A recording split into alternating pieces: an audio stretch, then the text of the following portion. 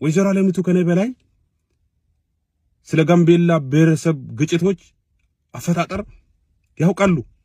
ጉዳዩ በጋምቤላ ወረዳ ላይ ባለ እንዲያልቅ እንዲሞት መድረክ አለበት። በቃ ሌሎች ወረዳዎች ሳይስፋፋ ሌሎች ዜጎች ሳይጎዱ በጋምቤላ ወረዳ ውስጥ የሚንቀሳቀሱ ወንጀለኞች ይታሰሩ፣ ይጋለጡ።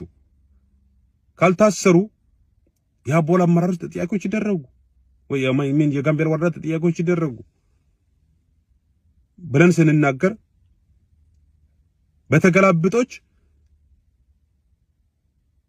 እኛ እንደ ጦርነት እንደ ብሔር ግጭት ቀስቃሽ የተደረግንበት ሁኔታ አለ።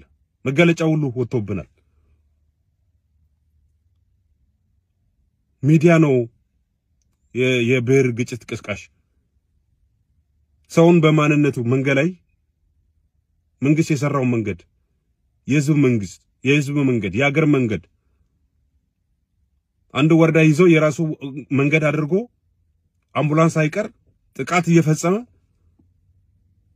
ዜጎች በማንነታቸው የገደለ መንገድ ላይ በመንግስት በጀት በህዝብ መሬት ላይ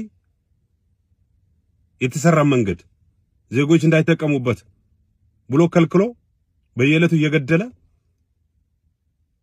ሳይታሰር ሲቀር ምን እንደሚያመለክተው የብሔር ግጭት እንዲነሳ አይደለም እንዴ ምልክቱ?